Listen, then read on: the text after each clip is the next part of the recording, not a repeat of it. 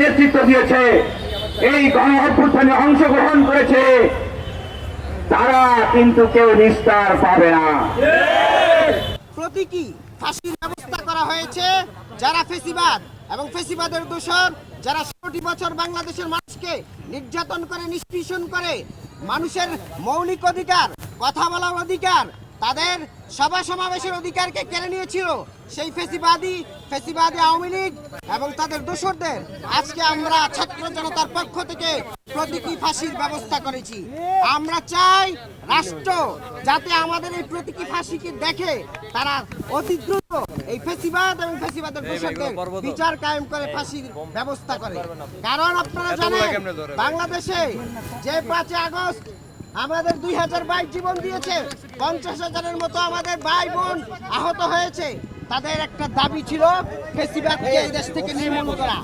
আমার দুঃখজনক হলেও সত্য, এই অন্তর্বর্তীকালীন সরকার অনেক কাজ করেছে।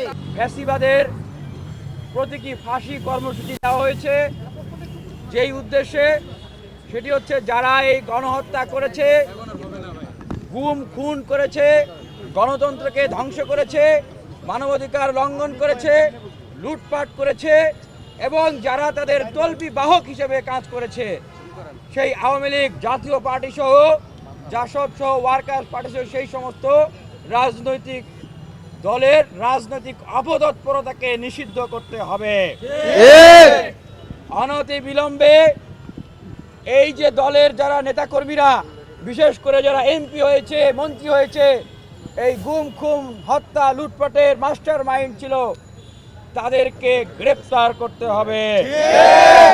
এবং ছাত্র জনতার যে আকাঙ্ক্ষা, যে চাওয়া, যে দাবি, যিনি হাত হারিয়েছেন তিনি বলছেন যে হাত তো আমি আর ফিরে আসবে না, যিনি চোখ হারিয়েছেন তিনি বলছেন চোখ তো আর ফিরে আসবে না, পা হারিয়েছেন তিনি বলছেন পা তো আর ফিরে আসবে না।